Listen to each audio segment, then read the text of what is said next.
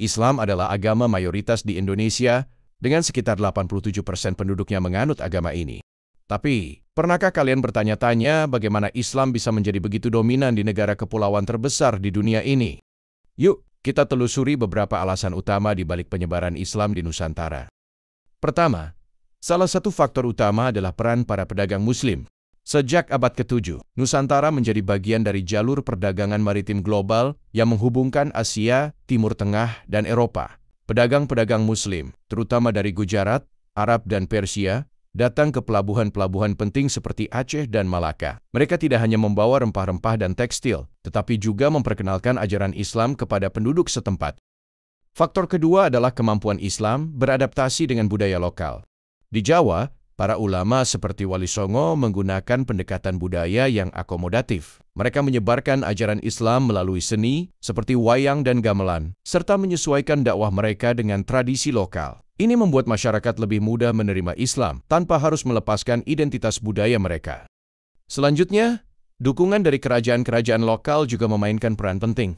Kerajaan Samudra Pasai adalah kerajaan Islam pertama di Nusantara, dan kerajaan-kerajaan besar lainnya seperti Demak dan Aceh ikut mengadopsi Islam sebagai agama resmi. Para penguasa ini melihat Islam sebagai kekuatan yang dapat memperkuat kekuasaan mereka dan membangun hubungan perdagangan yang lebih luas. Namun, penyebaran Islam juga dipengaruhi oleh keruntuhan pengaruh Hindu-Buddha. Pada abad ke-14, kerajaan Hindu-Buddha seperti Majapahit mulai kehilangan kekuasaan, sementara kerajaan-kerajaan Islam mulai bangkit. Perubahan ini mempengaruhi masyarakat untuk lebih mudah beralih ke agama Islam yang baru datang. Peran pendidikan Islam juga tidak bisa diabaikan. Pesantren dan madrasah yang didirikan oleh para ulama menjadi pusat pendidikan agama di berbagai daerah. Melalui lembaga-lembaga ini, ajaran Islam disebarluaskan ke seluruh lapisan masyarakat, dari anak-anak hingga orang dewasa. Saat bangsa Eropa, terutama Belanda, mulai menjajah Indonesia, Islam menjadi simbol perlawanan terhadap kolonialisme. Banyak kelompok Muslim yang memimpin gerakan anti-penjajahan menjadikan Islam sebagai identitas perjuangan. Hal ini memperkuat posisi Islam sebagai agama yang mempersatukan rakyat dalam melawan penjajah.